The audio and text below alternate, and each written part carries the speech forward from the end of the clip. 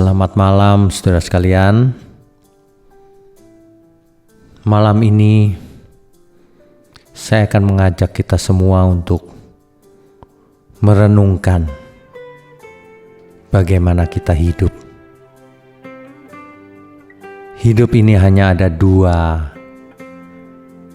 kelompok, yaitu yang hidup suka-suka untuk diri sendiri atau hidup sesuai kehendak Tuhan. Saya percaya kita semua akan menjawab, tentu saja hidup untuk mencari kehendak Tuhan, melakukan kehendak Tuhan. Tetapi yang menjadi masalah adalah bagaimana cara kita mengetahui apa kehendak Tuhan dalam hidup kita. Kalau secara umum, tentu saja jawabnya adalah seperti Yesus. Kita tentu harus hidup seperti Yesus, taat sampai mati. Tetapi bagaimana implementasinya dalam hidup kita sehari-hari? Inilah yang perlu kita gumulkan, saudara. Misalnya saudara sebagai seorang guru. Sebagai seorang guru, apa yang Tuhan kehendaki agar kita lakukan sebagai guru?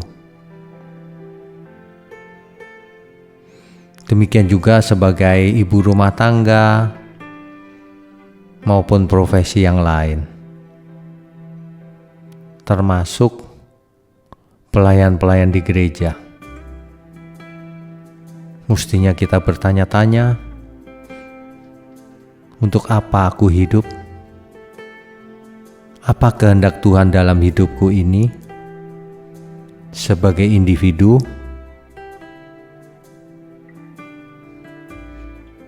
Jika kita merenungkan hal ini,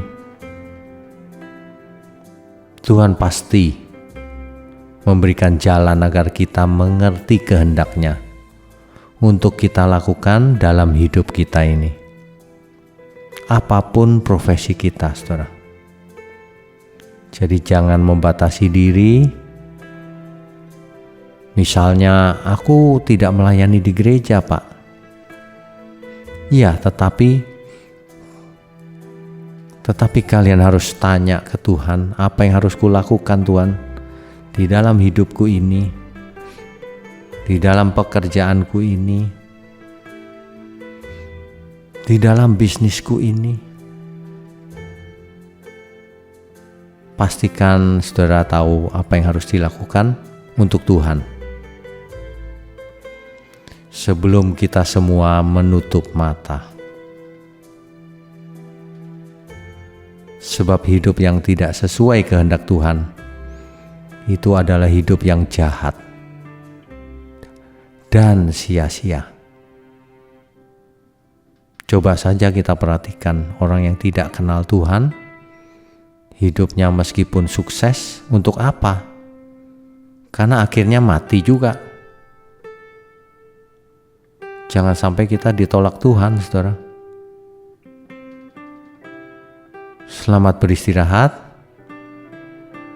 Selamat malam, Tuhan Yesus memberkati kita semua. Amin.